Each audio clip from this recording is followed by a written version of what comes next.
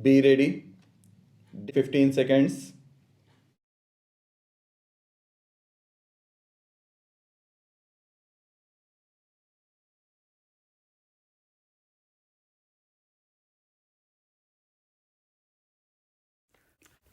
Sir, I am very glad that I have the opportunity to take part in the discussions on the demands for grants in respect of the Ministry of Labor.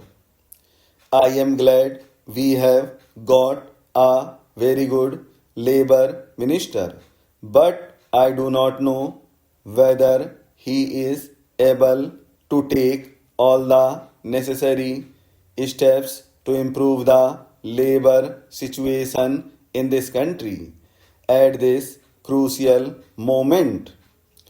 Sir, in the Labour Ministers' conference some time back, it was suggested that steps should be taken to enforce the minimum wages in the different industries.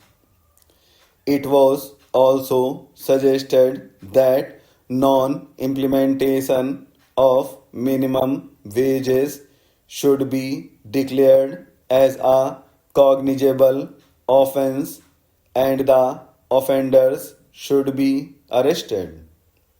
However, it had been agreed at the conference that more deterrent punishment should be given to the offenders and that the act should be amended suitably.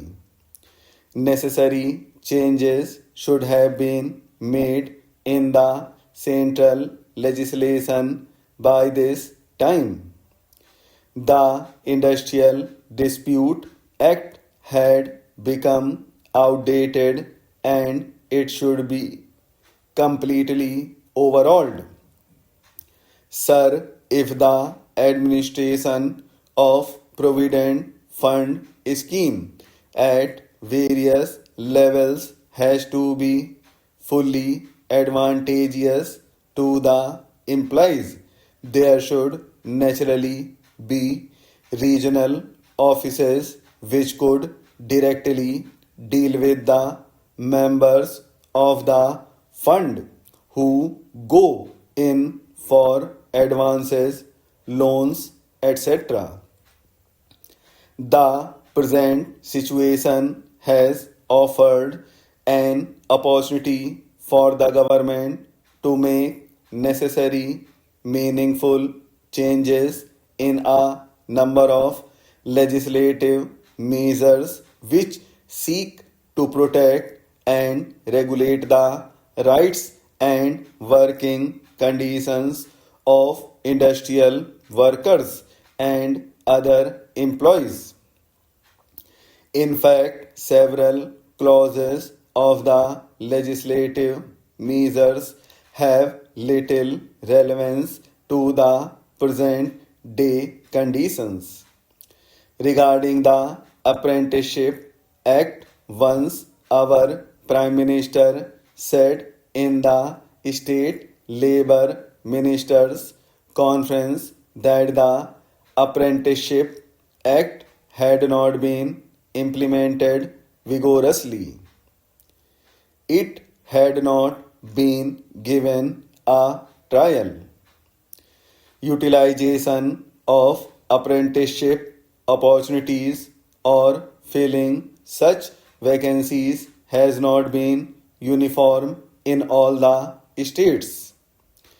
Creation of skilled manpower has lagged behind the limits of possibilities.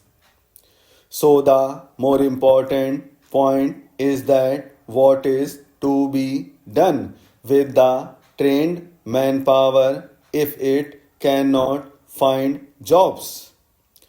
What is even more important is that there is a new sense of urgency and a will to get things done. With regard to this the basic problem relates neither to the number of apprentices nor to the value of their stipends. Furthermore, the gross contribution to the fund has been increasing year after year, but the average refund amount is not increasing accordingly. Sir, the industrial policy resolution clearly mentions that in the process of rapid industrial development, labor assumes a vital role to help establish a socialistic pattern of society. The main problems facing the working class are of getting adequate wages, essential commodities at prices they can afford, some sort of shelter and clothes. The government's minimum needs program has hardly reached the working class.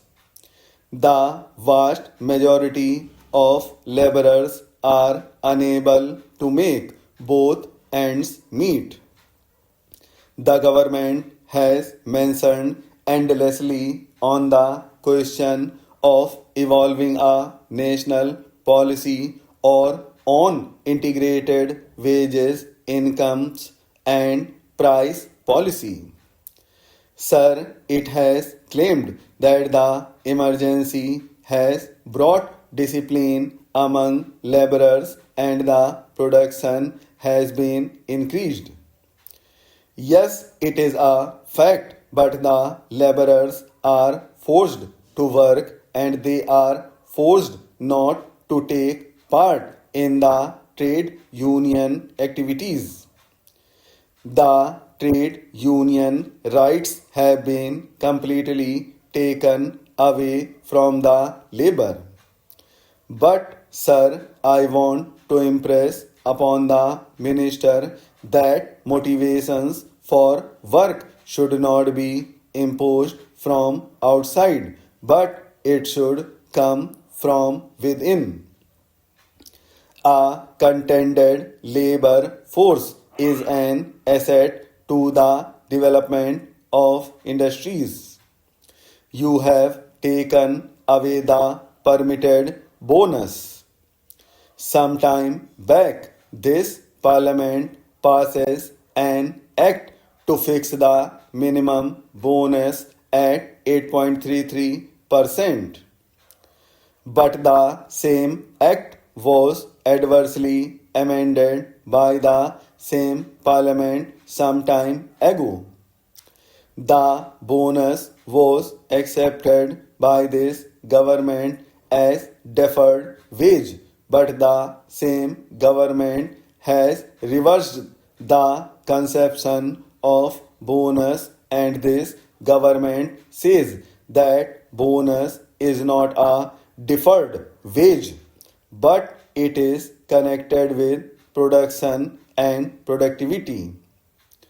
But what about the owners of industries? Do you know how much have they reduced in the dearness allowance of the workers nowadays?